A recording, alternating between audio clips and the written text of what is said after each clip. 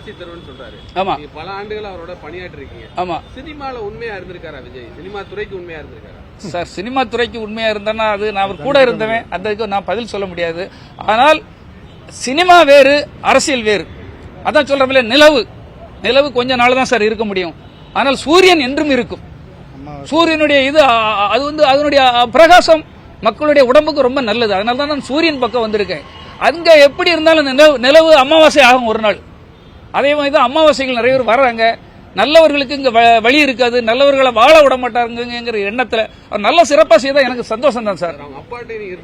ஆமா, அப்பா பையனுக்கு உள்ள ரிலேஷன்ஷிப் ஆரம்பத்தில் இருந்த மாதிரி இல்ல சார். அதான் அப்பாவே பிரிக்கிறாங்கன்னா அப்ப நம்ம மாதிரிலாம் எப்ப சொல்லுங்க பாப்போம். ஒரு தகப்பன் வந்து சந்திரசேகர் வந்து அவருடைய வாழ்க்கைக்காக அவ்வளவு உடல் பொருள் ஆவி தியாகம் அத்தனையும் அவருக்காக செய்தாரு. அவருக்கே உரிய மரியாதை இல்லை. அப்போ புதுசா யாரோ வந்து, அதாவது எதையாவது இந்த விட்டில் பூச்சிகளை எதையாவது பண்ணி உடனே போயிடும்ல, அதே மாதிரி புதுசா யாராவது வராங்க, அவங்க வந்து நிரந்தரமாக ஒரு நல்ல அவரை கைட் பண்ண முடியாதுங்கிறது என்னுடைய ஒரு கருத்து சார்.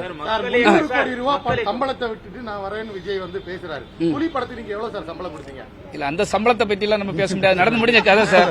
நீங்க அது புலியை பற்றி, புலியாலே நான் பயந்து போய் இன்னைக்கு வர பயந்து ஓடிட்டு இருக்கேன். நீங்க திரும்ப கட்டிப்பட்டது போதாதான், அதனால புலி மேட்டரை விட்டுருங்க.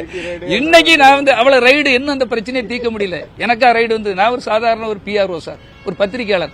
ஏன்ட்ட உங்களை மாதிரி ஒரு பத்திரிகையாளர் என்ன இருக்கும்.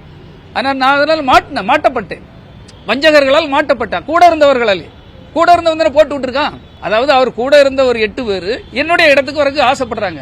PT சுலகுமார் இந்த அளவுக்கு வளர்ந்துட்டாரு, PT சுலகுமாருக்கு புலினி படம் ப்ரொடியூஸ் பண்ண கொடுத்துட்டாரு, இவனை எப்படிதான் காலி பண்ணலான்னு வச்சு ரைடை உருவாக்குறாங்க. இதெல்லாம் உருவாக்கப்பட்டது, அவங்களே சொல்றாங்க, இது நான் சொல்லல. ரைடு பண்ணி முடிச்சதும் எங்க வீட்டுல ஒண்ணும் இல்ல சார், கவனமா இருங்க சார், உங்க கூட இருக்கவங்க தான் எங்களுக்கு திரும்ப பெட்டிஷன் தந்தது. அப்ப கூட இருக்க சகுனிகளை வைக்காதீங்கன்னு சொல்ல கூட நம்மளால முடியலன்னா மாதிரி எப்படி ஒரு தலைவன் கூட இருக்க முடியும்? அவருடைய வளர்ச்சிக்கு போட்டோவை தெருவா எடுத்துட்டு போனோம் சார். ஒரு பத்திரிகை ஆபீஸுக்கு ஒவ்வொரு ஆபீஸுக்கும் போய் எடுத்துட்டு போனவன் நாங்கிறது தெரியும். ஆரம்பத்தில் என்ன அவர் மேல இருந்தா குதிச்சிட்டாரு இல்ல, இதெல்லாம் தெரியணுங்கிறக்காக சொல்றேன் சார். சாதாரண அப்பாவி ரசிகர்களுக்கு தெரியணும். எத்தனையோ விஜய் ரசிகன், பிரியமுடன் விஜய் 9 பத்திரிகை நடத்திருக்கேன் சார். இதை எதுக்கு சொல்லணும்னா, மனசுக்குள்ள அவ்வளவு கஷ்டத்தையும் வலியும், நமக்கும் ஒரு வாய்ப்பு கிடைக்காதான்னு தானே ஏங்கிட்டு இருப்போம். 27 ஆண்டுகள் எதுக்கு உழைக்கிறோம்? ஒரு விவசாயி ஒரு மரத்தை எதுக்கு வளர்க்குறான்? அந்த மரம் வளர்ந்த பிறகு பழம் சாப்பிடலாங்கிறதுக்கு தானே உழைப்பான். அதே மாதிரி தானே நம்மளும் உழைச்சிருப்போம். அந்த பழம் காய்க்கும் போது வேற இல்லாம பறிச்சு தின்னுட்டு போன குரங்கு, நரி, நாய் எல்லாம் பறிச்சு தின்னுட்டு போகும்போது அந்த விவசாயிக்கு எவ்வளவு வேதனை இருக்கும். அந்த வேதனை ஒரு என்ன மாதிரி தியாகம் பண்ண ரசிகர் மன்றங்களில் உள்ளவங்களுக்கோ பொறுப்பாக இருக்கவங்களுக்கோ எனக்கும் இருக்கக்கூடாதுங்கிறதுல என்ன தவறு இருக்கு?